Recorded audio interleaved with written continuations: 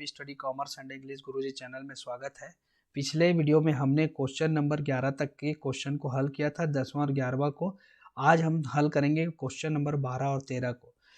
यहाँ पर देखिए क्वेश्चन नंबर 12 में क्या लिखा है। स्नेहा लिमिटेड ने 1000 वाले 1000 ऋण पत्र जारी किए। मतलब 1000 रुपये का जो एक ऋण पत्र था उसको टोटल संख्या में अगर देखा जाए तो 1000 ऋण पत्र जो है क्या किया, जारी किया।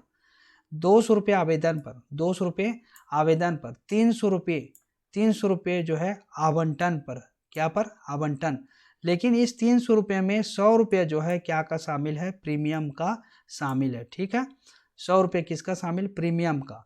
मतलब हमने जो 1000 रुपये वाले जो ऋण पत्र है उसको हम कितने में जारी किए, 1000 रुपये वाले ऋण पत्र को हम आगे अभी देखेंगे तो उससे समझ में आ जाएगा। ठीक है, तो 1000 रुपये वाले जो ऋण पत्र है उसको हमने मान के चलो, अगर 100 रुपये एक्स्ट्रा में बोल रहा है, प्रीमियम का है बोल रहा है, मतलब आपको समझ में आ जाना चाहिए कि 1000 रुपये वाले को हमने 1100 में जारी किया। ठीक है, शेष याचना पर देय थे, सभी राशियां यथा समय प्राप्त हो गई। तो हमको याद रखना है कि 1000 रुपये वाला है इसको, लेकिन प्रीमियम बोल दिया 100 रुपये, मतलब इसमें 100 रुपये और जुड़ जाएगा।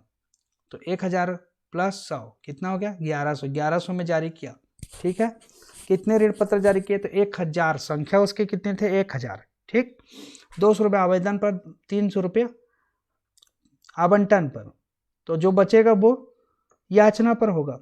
तो यहाँ पर हमको ध्यान देना है कि 300 और 500 कितना हो गया, 2 और 3 500 रुपये। 500 रुपये बचा कितना, तो देखो ये जो 1000 है, 1000 में 100 रुपये और जोड़ेंगे तो 1100 हो गया। 1100 में 500 घटा दो, ये आवेदन और आवंटन का, तो 5 एक 600, 600 रुपये बचा। 600 रुपये याचना पर दिए थे।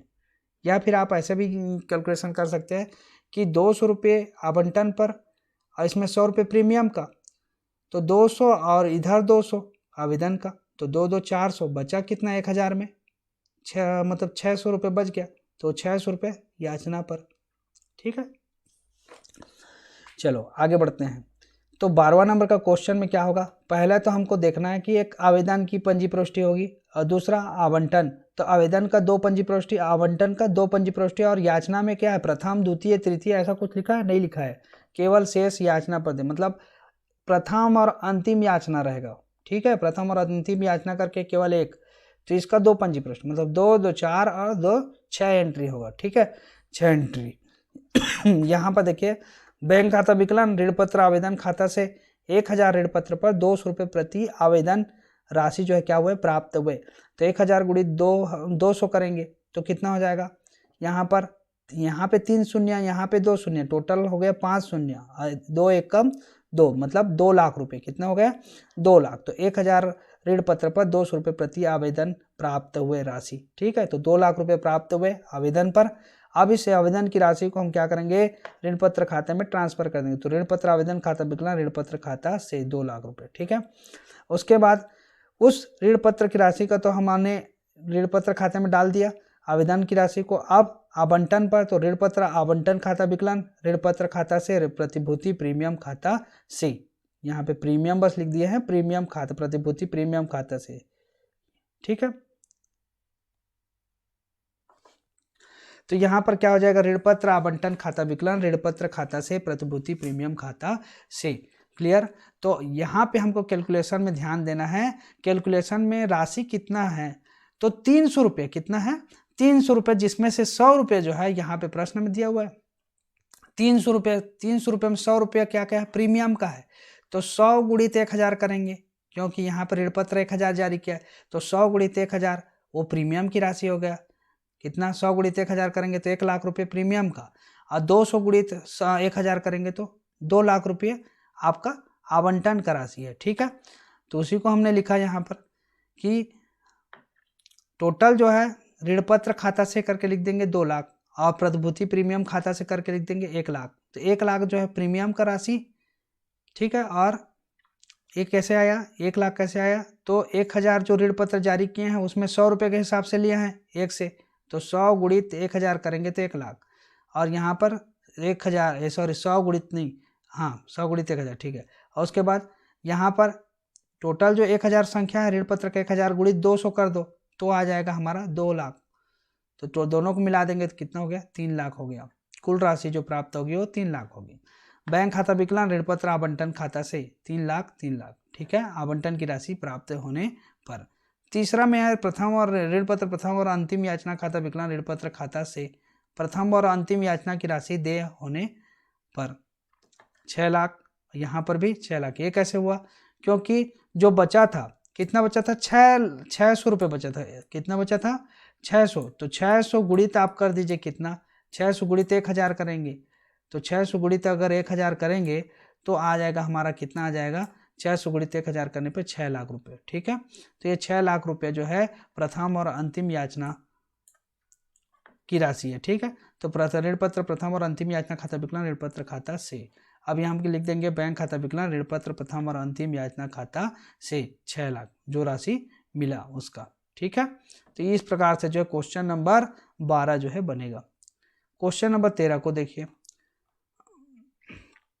क्वेश्चन नंबर 13 में लिखा है कि मोना लिमिटेड ने 100 वाले मतलब 100 रुपये वाले, मोना लिमिटेड ने 100 रुपये वाले 4000 ऋण पत्र, 4000 संख्या है ऋण पत्रों की, 8% ऋण पर 8% ऋण पत्र मतलब इस ऋण पत्र पर जो ब्याज है वो 8% की दर से मिलेगा, ठीक है। 10% प्रीमियम पर, 10% प्रीमियम मतलब ये 100 रुपये वाले को हमने 10% प्रीमियम मतलब 100 रुपये गुणित 10/100 करेंगे तो 10 रुपये एक्स्ट्रा आ रहा है। मतलब इस 100 रुपये वाले को हमने 110 रुपये में क्या किया, जारी किया इस ऋण पत्र को, ठीक है। 110 रुपये में जारी किया, निर्गमित किए, ठीक। जिन पर 20 रुपये आवेदन पर, 20 रुपये आवेदन पर एवं शेष प्रीमियम सहित आवंटन पर देय थे, प्रीमियम सहित आवंटन पर देय थे। 500 ऋण पत्रों के निर्गमन पर व्यय हुए, मतलब 500 रुपये ऋण पत्रों के निर्गमन पर व्यय हुआ कंपनी की पुस्तकों में जनरल के आवश्यक लेखे कीजिए।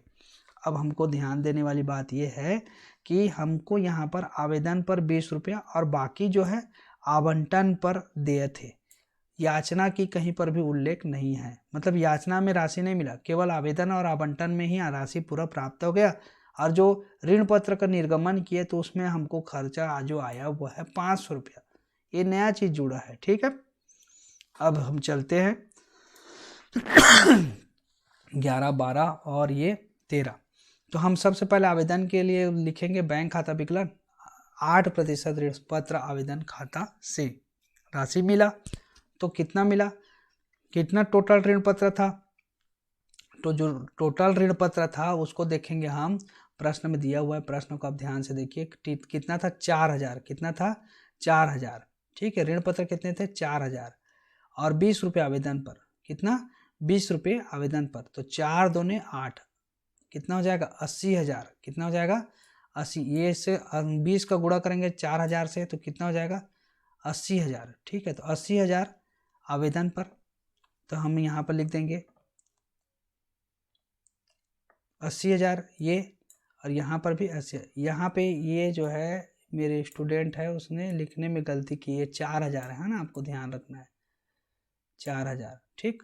और यहाँ पर जो रेट है वो है 20 रुपये, कितना रुपये 20 रुपये प्रति आवेदन की राशि प्राप्त होने पर 80,000 हो गया। 4 दूने 8, 80,000। फिर उसके बाद क्या होगा, ऋण पत्र आवेदन खाता विकलन 8% ऋण पत्र आवेदन खाता विकलन 8% ऋण पत्र खाता से आवेदन की जो राशि है उसको हमने ट्रांसफर कर दिया, ऋण पत्र आवेदन की राशि का हस्तांतरण कर दिया 80,000, 80,000, ठीक। उसके बाद आवंटन के समय क्या होगा, 8% ऋण पत्र आवंटन खाता विकलन 8% ऋण पत्र खाता से और प्रतिभूति प्रीमियम संचय खाता से या प्रतिभूति प्रीमियम खाता से भी लिख सकते हो, ठीक है। आप अपने हिसाब से लिख सकते हैं प्रतिभूति प्रीमियम संचय खाता से। तो ऋण पत्र आवंटन खाता विकलन हो जाएगा 8% ऋण पत्र खाता से 4। अब यहाँ पे क्या हो गया, और ये तो प्रीमियम की जो राशि थी वो 10 रुपये थी, क्योंकि हमने 10% प्रीमियम में निर्गमित किए, तो 4000 गुणित 10 कर देंगे तो टोटल कितना हो गया, 4 एकम 4 और 3 और 1 4 शून्य मतलब 40,000। और यहाँ पर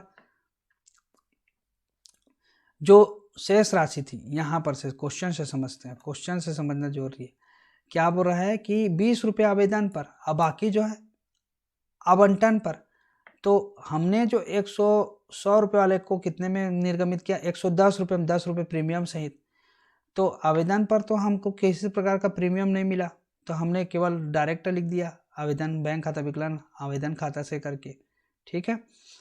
लेकिन यहाँ पर क्या हो रहा है, आवंटन पर हमको प्रीमियम सहित लेना है, तो 10 रुपये प्रीमियम का भी रहेगा और 20 रुपये के बाद कितना बचा, 100 में 20 माइनस कर देंगे तो 80 रुपये, तो 80 रुपये आवंटन का राशि और 20 रुपये प्रीमियम का 10 रुपये प्रीमियम की राशि, तो 80 या 10 90 रुपये लेना है, ठीक। तो उसी का पंजी प्रविष्टि हम यहाँ पे किए हैं।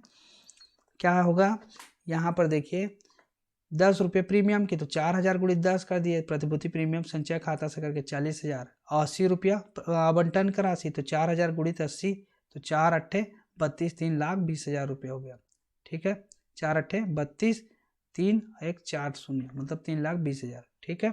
टोटल जब मिलाएंगे तो कितना हो जाएगा, 3,60,000, क्योंकि 80 या 10 90 90 गुणित 4000 करेंगे 9 चौक 36 3,60,000 आएगा, ठीक है। तो ये हो गया दूसरा का। तीसरा जो मतलब इसी का आवंटन का बैंक खाता विकलन करके लिखेंगे 8% ऋण पत्र आवंटन खाता से, ठीक है। 3,60,000 3,60,000 जो लिखे हैं उसी का, ठीक।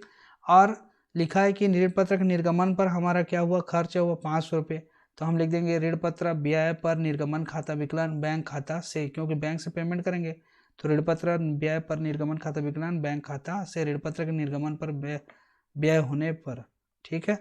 अब प्रतिभूति प्रीमियम संचय खाता विकलन 10% ऋण पत्र पर निर्गमन खाता से, मतलब ऋण पत्र व्यय तथा प्रीमियम सहित निर्गमित करने पर, ठीक है। इस राशि को क्या कर दिया हमने, ये जो निर्गमन पर व्यय जो हुआ है उसको हमने प्रीमियम की राशि में क्या कर दिया, समायोजित कर दिया, ठीक है। क्या कर दिया, समायोजित कर दिया। तो प्रतिभूति प्रीमियम संचय खाता विकलन 10% ऋण पत्र व्यय पर निर्गमन खाता से करके इसको समायोजित कर दिया। जो भी खर्चा होता है प्रीमियम की राशि में उसको क्या कर दिया जाता है, समायोजित कर दिया जाता है।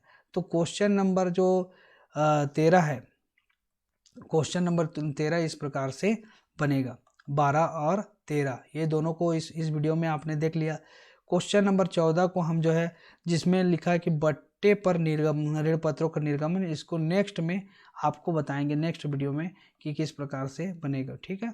तो आप इसको स्क्रीनशॉट लेकर के आप लिख सकते हैं, या वीडियो को रोक करके देख करके आप लिख लीजिएगा, वो ज़्यादा बेहतर रहेगा। तो आपको क्या है, एक एक चीज़ें जो है क्लियर समझ में भी आते जाएगा, और उनको आप लिखेंगे कॉपी में तो आपको और अच्छे से समझ में आएगा कोई भी चीज़, ठीक है। तो आज के लिए बस इतना ही। नेक्स्ट वीडियो में हम जो है क्वेश्चन नंबर 14, 15, 16 को हल करेंगे। धन्यवाद।